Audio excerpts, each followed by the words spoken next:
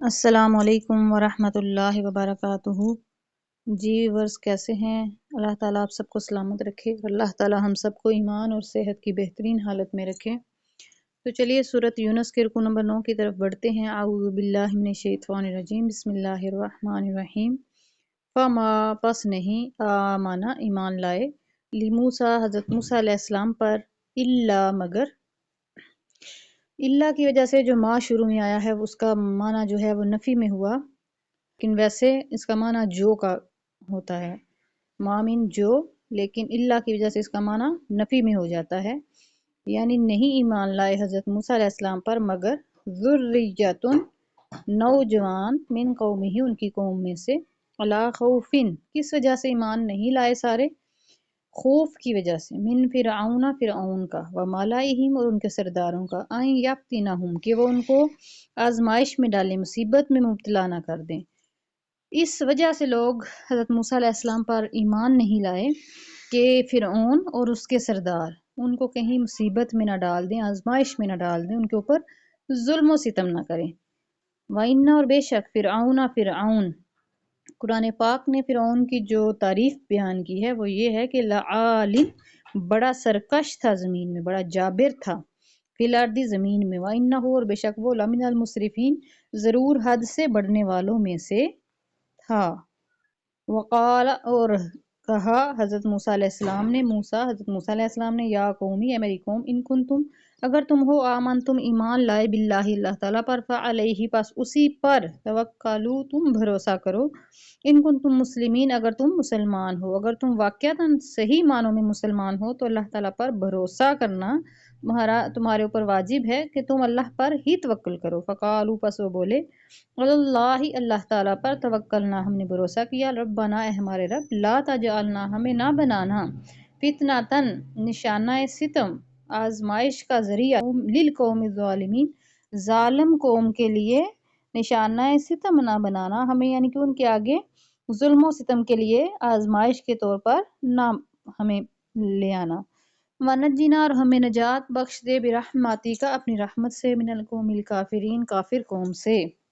وَأَوْحَيْنَا اور ہم نے وحی کی، الی موسیٰ حضرت موسیٰ علیہ السلام کی طرف، وَأَخِیہِ اور اس کے بھائی کی طرف، ان تبوّآ کہ تم دونوں بناؤ، لِقَوْمِکُمَا اپنی قوم کے لیے، بمصر مصر میں، بیوتاً گھر، وَاجْعَلُوا اور بناؤ، بیوتکم اپنے گھر، قبلۃً قبلہ رخ، وَأَقِیمُوا الصَّلَاۃَ اور ان میں نماز قائم کرو، وَبَشِّرِ الْمُؤْمِنِینَ اور ایمان والوں کو خوشخبری سنا دو۔ یعنی پتہ یہ چلا کہ فرعون بھی اس وقت جابر تھا، بڑا سرکش تھا، بڑا حد سے بڑھنے والوں میں سے تھا، ظلم و ستم کی انتہا کرتا تھا۔ تو اس وقت بھی اللہ تعالیٰ نے کیا حکم دیا حضرت موسیٰ علیہ السلام اور ان کے بھائی حضرت ہارون علیہ السلام کو، ان کو وحی بھیجی کہ اپنی قوم کے لیے چند مکانات بنائیے اور ان کو قبلہ رخ بنائیے اور پھر اس میں نماز پڑھیے، یعنی نماز نوافل کی صورت میں ہوں، اللہ تعالیٰ سے تعلق کی صورت میں، اس سے حاجت کی صورت میں، نوافل کی صورت میں اللہ سے مدد مانگنے کے لیے جو نماز ہے اس کو ادا کیجیے۔ وقال اور حضرت موسیٰ علیہ السلام نے کہا، حضرت موسیٰ علیہ السلام نے، ربنا ہمارے رب، انکا بے شک تو آتیتا تو نے دی، فرعون کو، وملأہ اور اس کے سرداروں کو، زینتاً دنیاوی زینت، اسباب زینت عطا کیے، واموالاً اور مال دیا، فی الحیات الدنیا دنیا کی زندگی میں، ربنا اے ہمارے رب، لیضلوا کہ وہ گمراہ کریں، عن سبیلی کا تیرے رستے سے، یہ مال اس وجہ سے دیا ہے کہ تو وہ ہمیں کچھ لوگوں کو لالچ دے کر، کچھ لوگوں کو خوف دلا کر تیرے رستے سے بھٹکا دیں۔ ربنا اے ہمارے رب،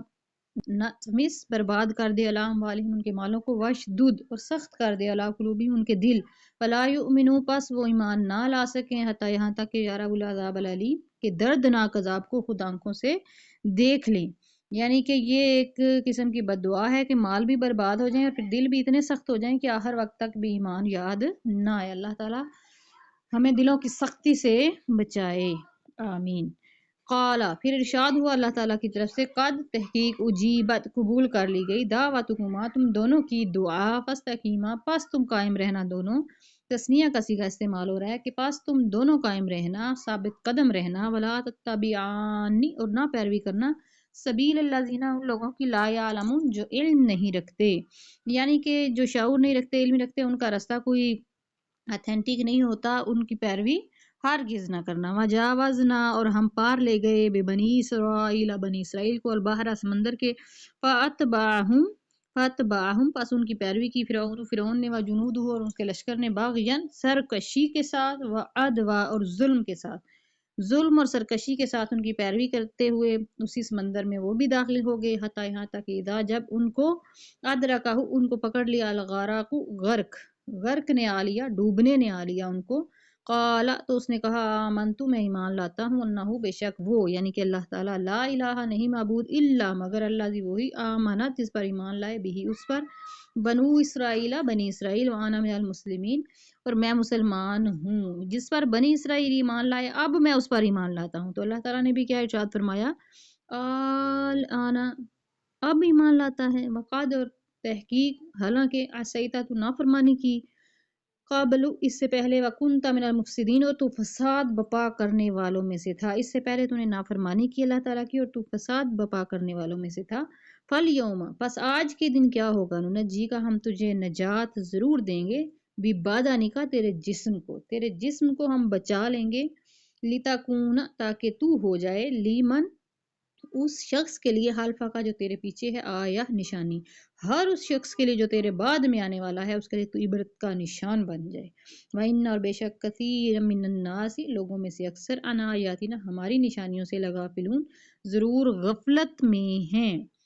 تو آج بھی مصر کے عجائب گھر میں آپ فرعون کی لاش دیکھتے ہیں، اس کے ناخن بڑھتے ہیں، اگر اس کے منہ میں قطرہ پانی کا ڈالا جاتا ہے تو وہ چلا جاتا ہے، حالانکہ مردہ انسان کے اندر پانی کا ایک بوند بھی نہیں جاتی۔ تو یہ اللہ کی نشانیوں میں سے ہے کہ اس نے نشان عبرت کے طور پر فرعون کو زندہ رکھا ہوا ہے۔ یہیں پہ رکوع نمبر 9 مکمل ہوا، انشاءاللہ رکوع نمبر 10 کے ساتھ ملاقات ہوگی۔ اپنا خیال رکھیے اور اپنے اس چینل کا بھی۔ والسلام علیکم ورحمۃ اللہ وبرکاتہ۔